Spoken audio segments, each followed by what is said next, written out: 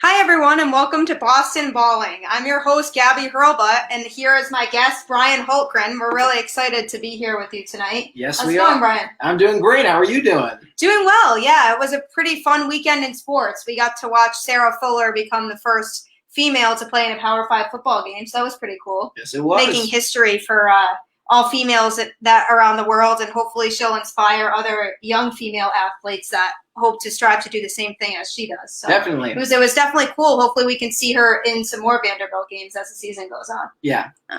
Of course, we also had the Iron Bowl, which showcased Alabama playing it pretty close for one quarter and then just completely destroying the Auburn Tigers en route to what could be the next national championship for Nick Saban and further cementing his status as probably the greatest coach in college football history. Yeah, no, that was definitely a good game to watch for a little while, and I was certainly engaged. Except for my cousins and my Nana, big Bama fans. And, if you guys are watching this, congratulations. Hoping that it would be a close game, for a little, and then once things started to unravel, I kind of lost interest in it. Yeah, I was actually working that weekend, so literally, I was able to watch up to 4 channels all at once. So wow. I had actual news station that I worked on going on at the same time, and I had 3 different football games going on. 1 second I would look over, oh, it's actually just 6 or 7-0 Alabama. Okay, it's a close game. Yeah. Get back to work for about 10 or 15 minutes. Look back, they're up by 28 points. So it says. Yeah. I should be shocked, but quite frankly, I'm not. It's Alabama. It's Nick Saban. That's what their offense does. Yep. That's just what Bama does in general. That's how they play their games. Yep. But yeah, so it was definitely a fun weekend of football, as it always is. Mm-hmm. But we are here to talk about your and our New England Patriots this week. So it's definitely been an interesting season, I'd say, for the Patriots because they haven't had a losing season like this since 2000. Really, Drew Bledsoe's last season. Yeah, with the team, and it's really weird actually to experience this type of situation as a Patriots fan. I think that a lot of people are hopeful that maybe things will turn around, and I think one of the things that I will say is that they come off of really good wins against good teams. They had a really good win against the Ravens. They had a good win against the Cardinals. So those types of wins and make the Raiders. Don't forget the Raiders. That was a good win too. Yeah, you get excited about those types of games, and then after those types of games, people are like, oh, maybe their season is turning around, and then they'll go and they'll have bad losses, like teams teams like the Texans. Yeah. So if they're losing to teams like the Texans and then beating teams like the Ravens, there seems to be a lot of inconsistency going on. And what do you think is going on really when it comes to that inconsistency? Do you think it's a motivation thing, or do you think it's a chemistry thing? Well, I think the way I look at it is that it really started after Cam Newton tested positive for COVID-19 before the Chiefs game. That's where everything really started going downhill, because then you had to start Brian Hoyer and eventually Jarrett Stidham against the Kansas City Chiefs, who are the reigning defending Super Bowl champions, which admittedly was probably a game they were not going to win, especially on the road. But the fact of the matter is, if Cam Newton was there, didn't test positive, they probably could have stood a better chance, and who knows, maybe could have won, but we'll never know. And then after that, it was a close game. They held the Chiefs pretty significantly, considering they didn't have their starting quarterback, and they had Brian Hoyer in the game, and then had to put Stidham in. For me, this season for me is just the perfect storm of just a lot of bad luck for the Patriots. I don't think it's necessarily just the way, you were just talking about, they get a big win and they come off like that. I think there's a little bit more to it than that, because, like I just mentioned, Cam Newton tested positive for COVID-19, as well as other players testing positive for COVID-19, especially Stephon Gilmore, the reigning defensive player of the year for the entire NFL. So that had a lot to do with it, and especially what happened with their facilities shutting down. They couldn't practice or really meet for 2 whole weeks.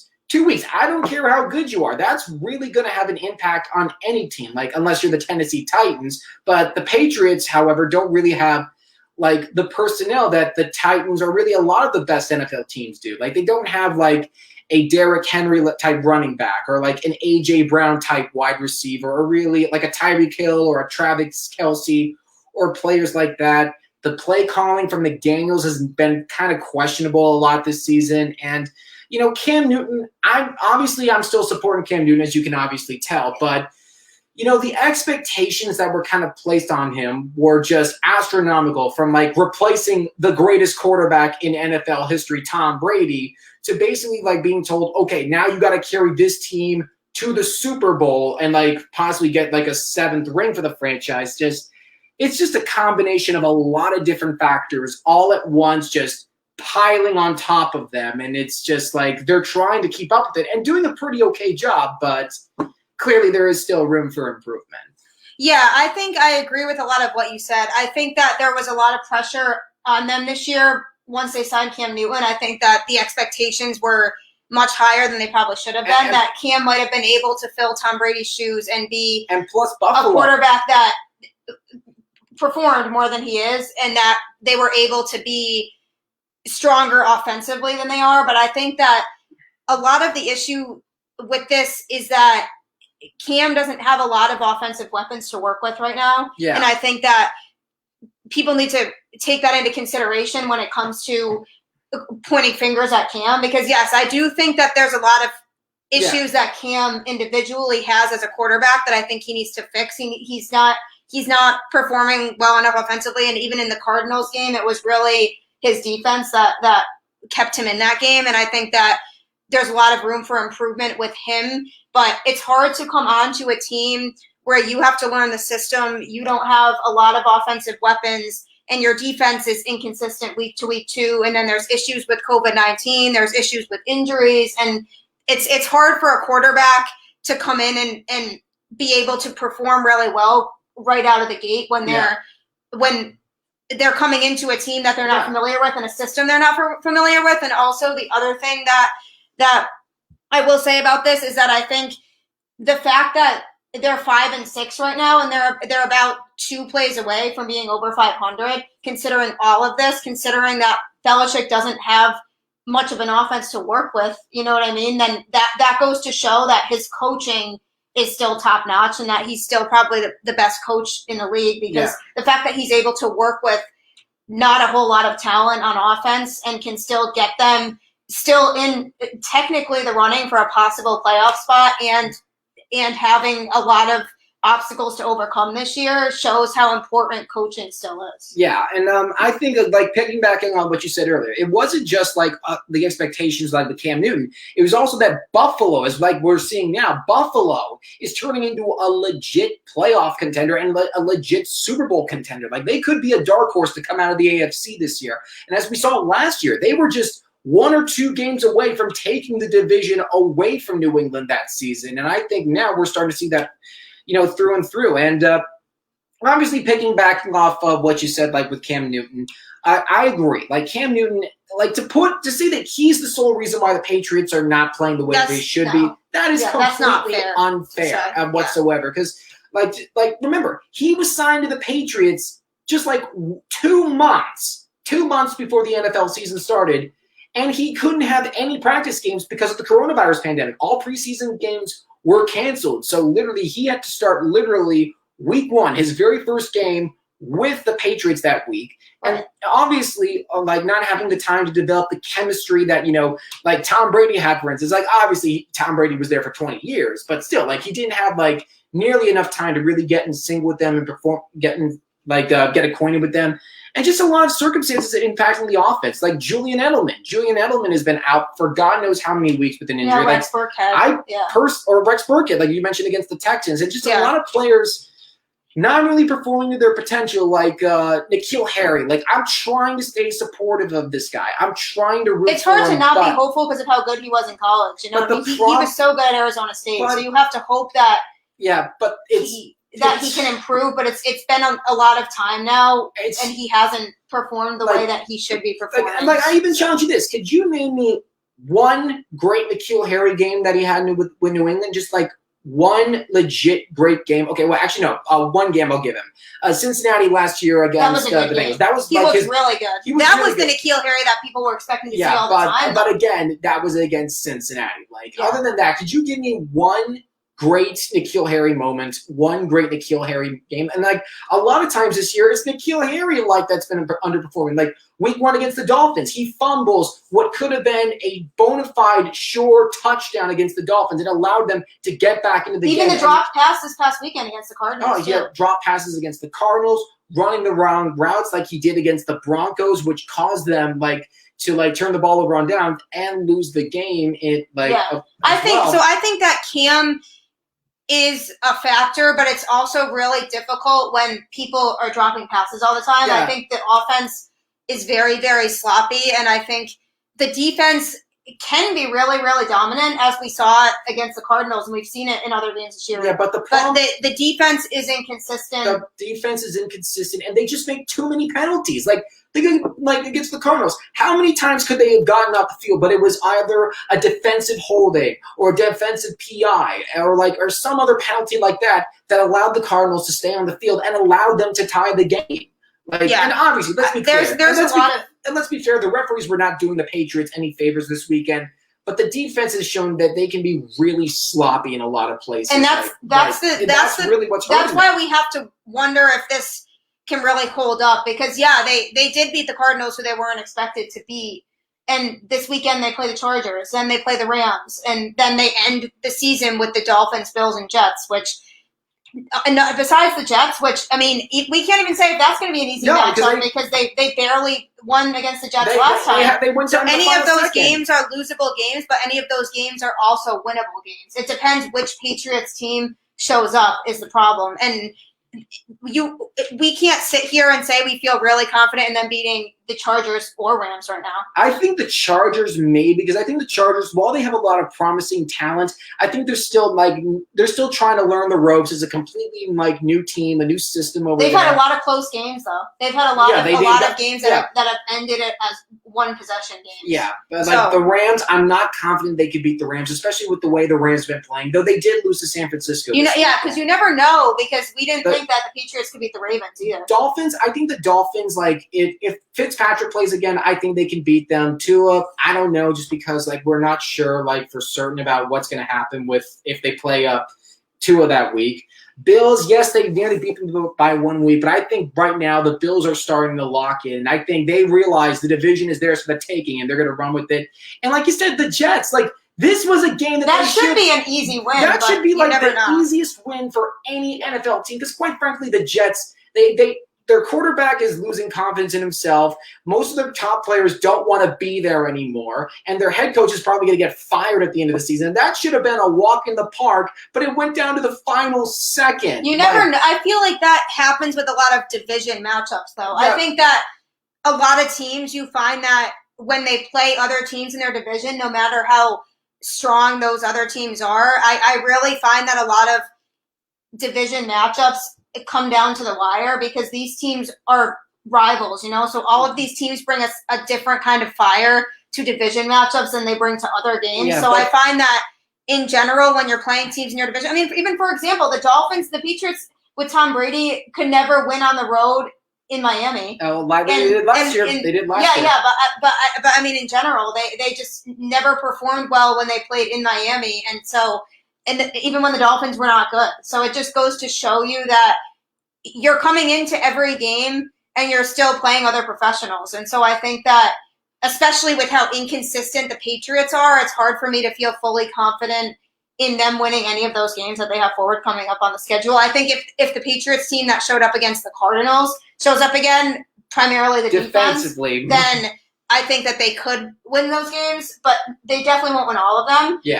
But it's going to come down to those division matchups. If they can win 2 of those 3 games against the division rivals, and they still have a chance at getting a playoff spot.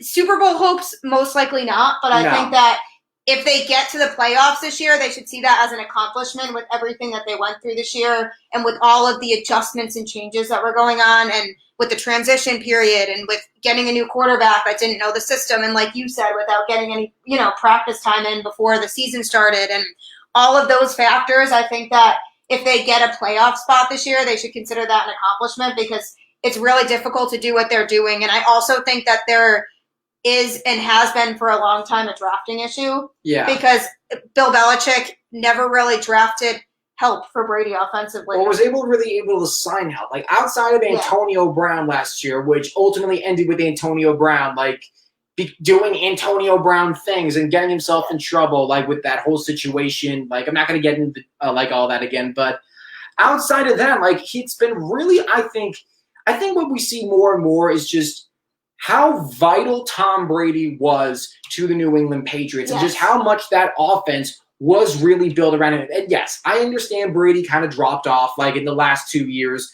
like that he had in New England in 2018 and 2019. But what Tom Brady was able to do so well was that he was just like a calm, directing, like folk voice, like for the offense. He was always like working with his receivers. He was always working with his running core and with Bill Belichick about the offense, and just being a strong voice and like commanding the troops, getting everyone on point. And like even when it was time for him, like when it was clear that his best stuff was clearly not there, he was willing to like let the running game, as we saw in 2018, take reins over the team, and he was willing to do that. But still, with Brady, the way that he worked with his receivers, the way he was able to always get the ball out so fast. Like 1 second, he'd snap the ball. Like 2 seconds later, boom, it's out of the pocket and into the hands of whoever he was throwing the ball to. Yeah. Well, I think and obviously, like as I saw with Courtney Harden, like obviously, yeah, there was definitely a drop off, but Brady was still able like to maintain control of the offense and do what needed to be done to win games. And I'm not saying that Cam Newton can't, but I'm saying that Cam Newton, I think, needs to get better in tune with his receiving core. He needs to take better care of the football, especially when he's running, because that's what cost him the game against Buffalo, that fumble. And he needs to be better with his decisions in terms of throwing, because sometimes we've seen him make some really bad throws. It's those in-game pressure situations. He seems to not know what to do a lot of the time. And I mean, to me, it seems like Cam's more concerned about his game day outfits than he is about the games themselves. Because his game day outfits are definitely on point, but he definitely seems to be a little more concerned about that than the in-game action right now, which is okay, buddy. But yeah, but again, I think it really also speaks volumes about the lack of personnel that he has to work with. You know, like Julian Edelman, as we were talking about, is injured.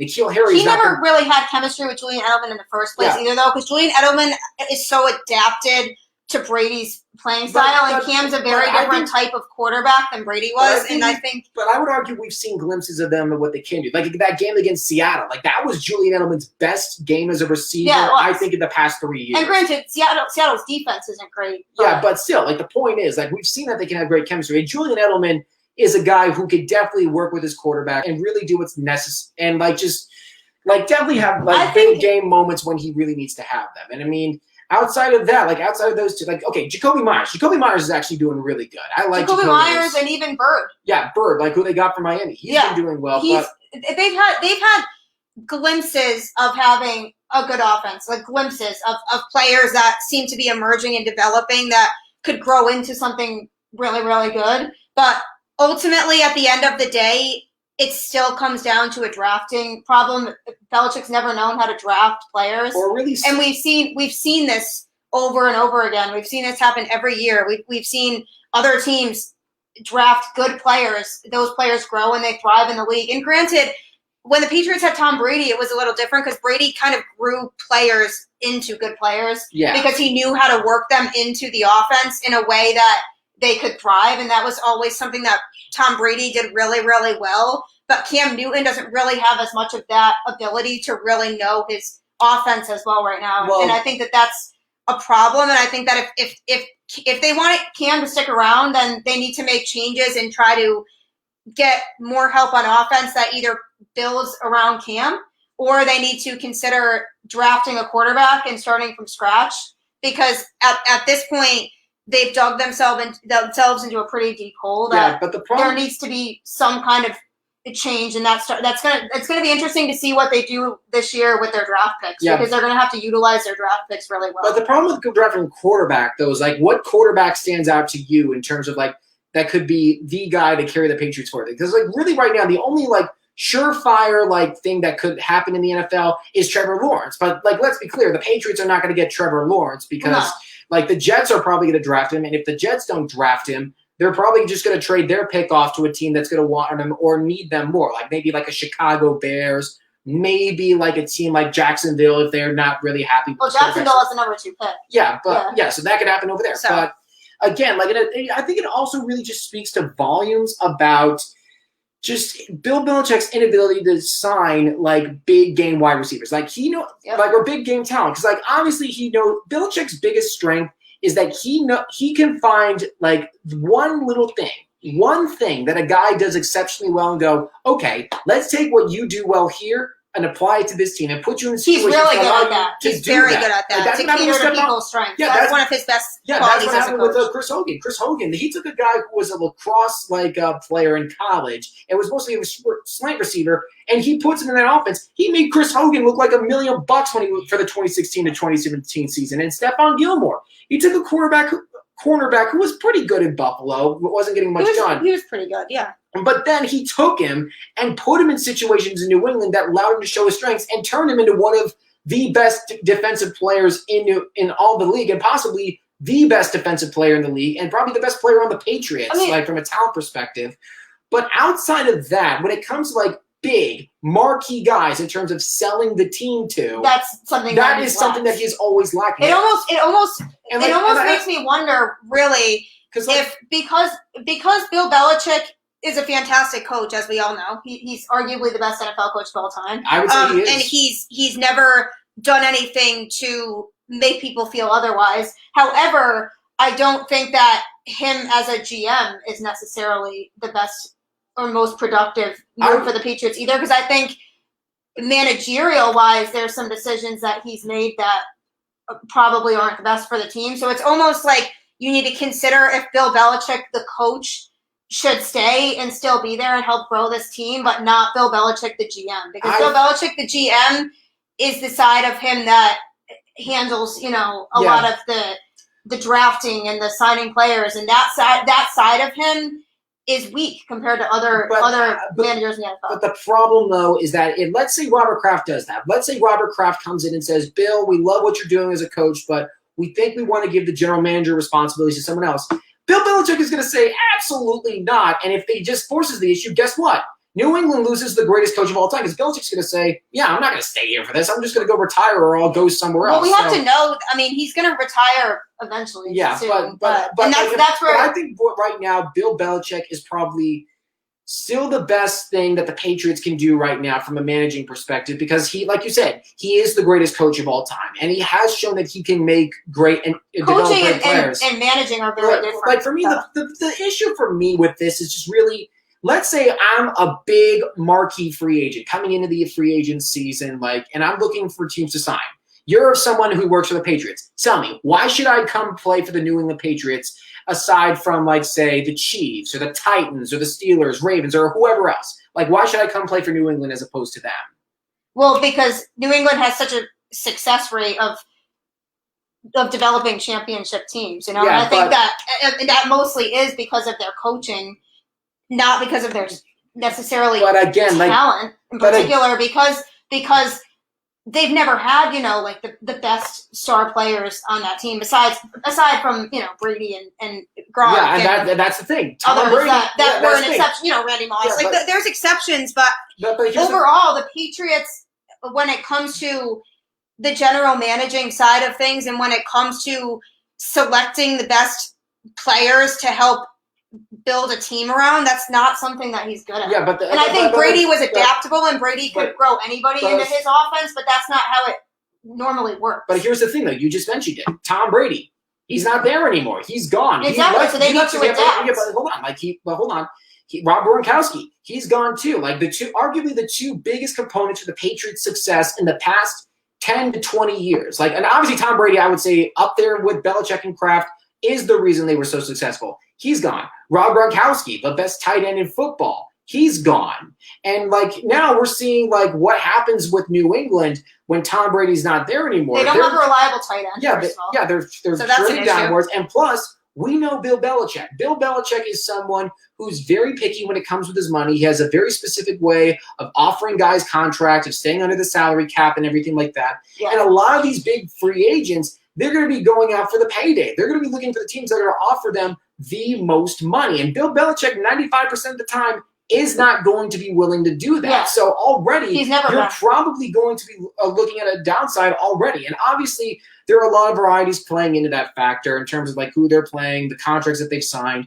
But I think right now, like, it's just, again, Belichick had a lot of things, his weaknesses covered up because of Tom Brady and the way that he played. But now we're starting to see we're starting to see a situation that Belichick really can't hide behind those weekend. You have to wonder, does he really need Tom Brady or does he not? And I feel like we're seeing that he doesn't necessarily need Brady because he's trying to make things work now. Yeah. And like I said earlier on in the show, I said they are about 2 plays away right now from being over 500. Yeah, and they're 5-6. And with all of these factors that we mentioned, all of the obstacles they had to overcome this year and not having really much of anything on offense for him to really work with right now in the COVID situation and that their facilities getting shut down, not being able to practice, Cam not knowing the system, all of those factors and the fact that they're sitting at 5-6 and technically are still in the hunt for a playoff spot and they only really are 2 plays away from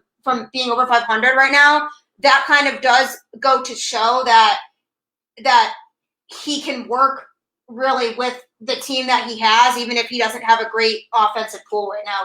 Even though Brady isn't there anymore, it's almost feeling like the duo doesn't necessarily need to be attached to make something happen. I would say kind of that it does, though, because, like, here's the thing. The way I look at it, I look at this like in terms of making a movie. Like, this is how I equated, like one question, like on a side note, that I hated for the past 20 years is, who was more responsible for the dynasty, Bill Belichick or Tom Brady? Like, because here's how I look at it. It's like making a movie. Well, it wasn't really either one was more responsible. It was a mix of the two of them. Let me finish.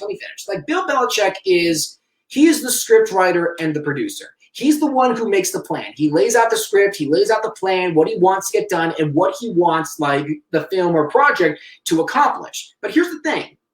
You can have the greatest script in the world. You can have the greatest story in the world, the greatest team in the world.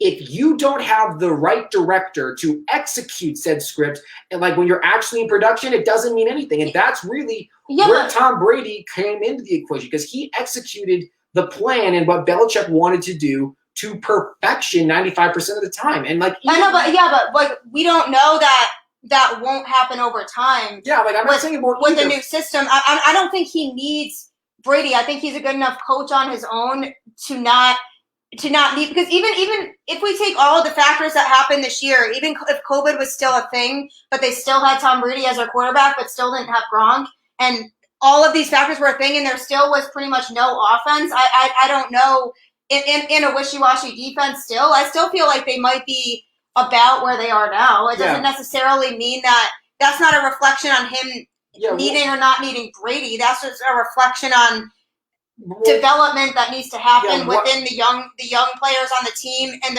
the chemistry that Cam needs to develop with everybody. And I don't think that that's necessarily about Belichick's coaching as much or about him needing Brady to be a successful coach. Because if they somehow make a playoff run and get to the playoffs this year without Brady, then that kind of shows that he can do it on his own. Yeah, I'm not saying that he can't either. Like, what I'm saying, though, is that there needs to be some level of change, or there needs to be some major form of adjustment. Yeah, there is, especially on the offensive line. These next four, several weeks into the next coming weeks. Because quite frankly, the way things are going right now, if they may really make no changes or no further adjustments, then Patriots are not going to be making the playoffs for the first time since 2008.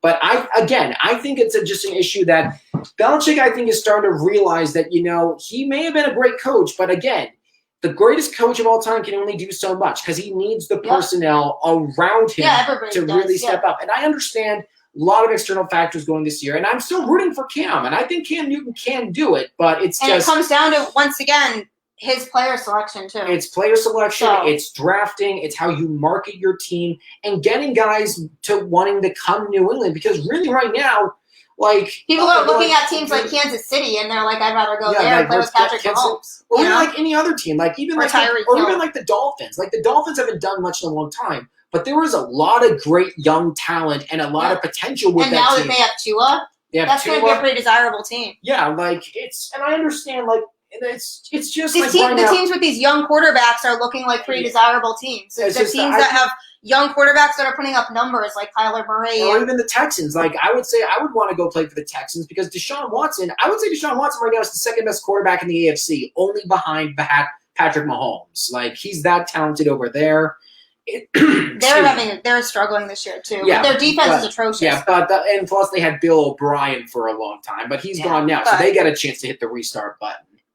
Well, yeah, it's definitely a very weird situation, I think, for Patriots fans to be in, just because we're used to, used to being spoiled and we're used to the success. But I think that for our generation anyway, because before Belichick, this was kind of for our generation, people our age, we're used to seeing this kind of success with the Patriots. So this is a new thing, and I think a lot of people are shook by the fact that the Patriots are not where they're used to seeing them. So I think that we need to just give it time. We need to be patient. I think that if it's not this year, it'll come in the near future. I just think there needs to be a lot of internal changes that are made and a lot of awareness of the type of players that need to be marketed and need to be focused on. I think they will.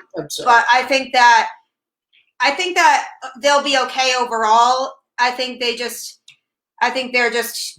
right now. I think they're too focused on trying to work with what they have. But I think that they can't really be doing that because I don't think it's enough. I think it's ultimately just you got to move away from the Tom Brady era. And look, I'm sad that it's over too. But again, nothing lasts forever. I think you need to start moving away from Tom Brady, and you need to start looking and building for the future, which Belichick has shown that he can do exceptionally well. But I would say, if it is Cam Newton, you got to find ways and players that play to Cam's strength rather than his weaknesses. Or if Cam Newton doesn't want to, Cam is the future, which we're not sure if he really is at this point. And if Cam Newton doesn't want to stay in New England, fine. Then you got to find someone. Then whether it be Jarrett Stidham, someone you drafted, or whoever is available as a free agent that wants to come into. Well, yeah, I don't think Jarrett Stidham is a solution right now either. Yeah, again, too many questions. But again, it's all about you got to find where your future is, start building around that, and you need to start. You need to start moving towards that and away from the past 20 years. Yeah, exactly. Because things are changing. It's different. It's a different team now. To quote the great Bob Dylan, the times are changing and the NFL is changing too. And Belichick needs to adapt, or he basically needs to just say, "Okay, that's it. I had my run." And Belichick is not going to do that, obviously. But that's not his style. But yeah, I agree with you. I think it's definitely time, and I think that there's a lot of room for concern, but there's also a lot of room optimism exactly. There's a lot of room for hope and growth. Yeah. So I think that we have to wait and see what happens. I think that there's potential there with Cam. I think that there was a huge risk and a gamble when they did sign Cam, because you don't know, based on how he played in Carolina, we didn't really know how he was going to be coming in. Or his health. That was his big question. So it's a gamble even landing Cam in the first place. So I think that we should have expected that there may have been issues offensively, but I think that there's definitely other issues, and we can't just place the blame all on Cam Newton. Yeah, I would say it's also on McDaniels. McDaniels needs to change up his play calling a little bit, and I think he needs to start be a bit more creative, because I think a lot of defenses are starting to lock in on New England style of play, and they're not making any real adjustments to it. And I think that's what happened with the Texans game and a lot during the Cardinals game. Yeah, exactly. I agree with that too. So hopefully they can figure things out. And I think that, like I said earlier, I don't think it would hurt to draft a quarterback. I mean, they need somebody that is reliable. And I mean, Cam is, based on what we're seeing, I mean, as much as we think we want to be patient with Cam, they need something. They need somebody else, because they can't just rely on things working out with Cam, especially with his injury history. And I think we don't even know if Cam Newton's going to want to stay in New England. Maybe, who knows? After this season, Cam Newton just may say, Bill, I had a lot of fun this year, but, I want to try my luck at this location that seems like more suited to my interests, or something like that. And I think that his career might be coming to. I think it's more of an end than, if anything, at this point. I think it could be coming to an end too. But again, I think Cam Newton. I think there's a decent chance he stays in New England, because I think Cam always said that he wants to play and he wants to be a winner. And I think Bill Belichick, greatest coach of all time, gave him that chance when no one else would. I think that may have really helped. increased Cam's like respect for Belichick, and the way he always talked about him in front of the media and in interviews. He always speaks highly glowing of him. It's not like I know, dodging, dancing around the question. There's not really another option but to draft another quarterback. Is kind of the point that I would make. Yeah, I would say that too. Because there's no, even if it's not like in the first round, they need to draft another quarterback because Cam is not somebody that you can just bank on being a solution for the team. Yeah, I would say for me the bigger need though that's not an option. I'd say the bigger need right now is you need to get someone else for that receiving core because I think out of all weaknesses on the offense, the receiving core is the biggest one. Whether it's N'Keal Harry. Yeah, like N'Keal Harry is like I don't want to say N'Keal Harry is a bust yet, but he is starting to project towards like bust territory. Yeah. Julian Edelman, like I don't even think he's going to be in the NFL for that much longer. I've said before, like if he announced that he was going to retire at the end of the season, I would not be surprised. I think. Like, he's not going to be a long-term solution. He's pretty much on his last leg, too. Yeah, like, Jacoby Myers is okay, but I think, like, he still has a lot of, like, ground left to go. And Bird, I think Damiere Byrd is, like, a pretty good receiver. I wouldn't mind holding on to him, but you need help. And I think, like, getting another big receiver in the draft, because I think they're going to have a high draft pick this upcoming draft. I think you've got to use it on that. Or I would say a tight end because like Ryan Izzo is still a big question. Yeah, a tight end, but definitely a quarterback should be a priority. It's wide receiver. When they drafted Jarrett Stidham, that was kind of a mistake. I feel like they could have drafted a quarterback earlier and there were better selections. They had Lamar Jackson. Lamar Jackson was available like in the draft, but they chose to go with Isaiah Wynn and Sony Michel, which to be fair did lead to the Patriots winning the Super Bowl that year because they were the two big pieces of. Or Michelle was anyway. Wynn was injured. They did win the Super Bowl after that, so clearly they did something right. No, yeah, true. I mean, they definitely have done a lot of things right in their day, but there's definitely something that's not clicking, and I think that there are certain positions that they need to prioritize when it comes into this draft, and I think it's going to be very, very important to see what Bill does with those picks because this is going to be a very, very crucial draft for them. 100%. But yeah, no, I definitely think that there's hope there, and I think that there's room for improvement and room for growth. I think we just need to be patient and really figure out what those issues are. And the defense also is an issue because they're too inconsistent. So yeah. But overall, I think that we can take a lot of things out of this season, and let's just hope that they utilize the offseason well. Yeah. So yeah, it's been a pleasure having you on the show with me today. Yeah, I enjoyed talking about the Patriots with you. I hope everybody enjoyed the very first debut episode of Boston Balling. There definitely will be plenty more to come. If you like what you heard, I am on social media. For Twitter, you can follow @BallingBoston. Instagram is balling_Boston_podcast. And what happened? Oh. Technical difficulties, folks. And Facebook, there's a Boston Balling Facebook page too that you can like. Also a YouTube channel called Boston Balling. So I'm pretty much all over the place. And you can also subscribe to the podcast right after this is over. The podcast will be available on any Spotify, Apple Music, or any other podcast streaming site. So you can get any of the episodes that way. You can catch me on Tuesdays. I'll be here talking about Boston sports. And once again, I wanted to thank my good friend Bryan Hultgren, a lifelong Boston sports fan. Definitely really knowledgeable about his stuff. I appreciate him being on with me for my very first episode. So. Yeah, no problem. Thank you so much for having me. You're welcome. Hope everyone has a good rest of their night, and I'll see you next week.